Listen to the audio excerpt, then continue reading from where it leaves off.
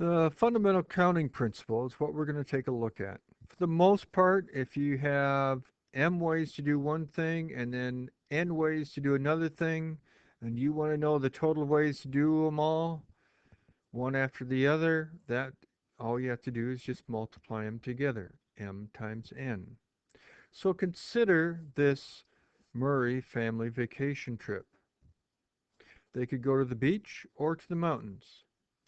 Then they could either get there by car, plane, or train. How many different destinations followed by means can they get there?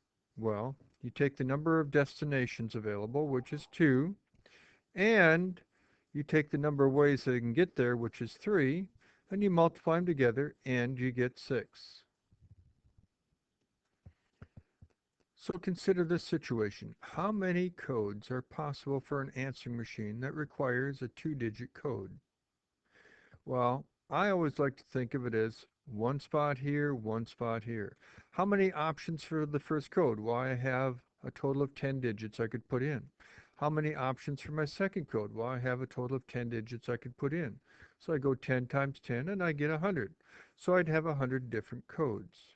So down below, we're looking at a 6-digit code on a license plate, where we have the first 3 codes as being letters, the last 3 as being numbers. So I'm going to put down 6 different dashes. So how many options for the first dash? Well, it's a letter, and there's 26 letters. How many options for the second one, which is a letter? Well, there's also 26. How many for the third one? Well, there's still 26 letters. Now I get to the fourth one. Now I get to where I have numbers or digits here. Well, how many digits are there? There are 10 digits when you go 0 all the way to 9. This is also has to be a digit, and that's also 10 digits. And the last one's a digit, so that's 10.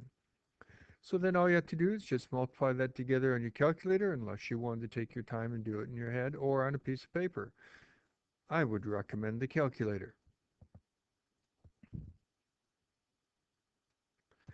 So let's take a look at dependent events. That means when you do one thing, it affects the other.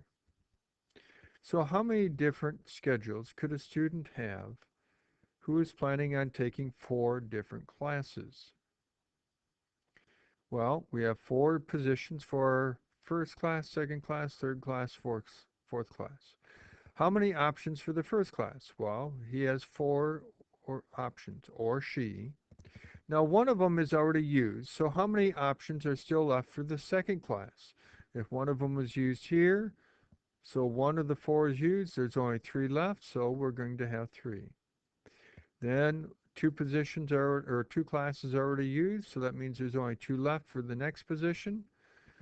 And then there's only 1 left here. So this ends up being what we would refer to as 4 factorial, 4 times 3 times 2 times 1, which if you work it out, you get 24.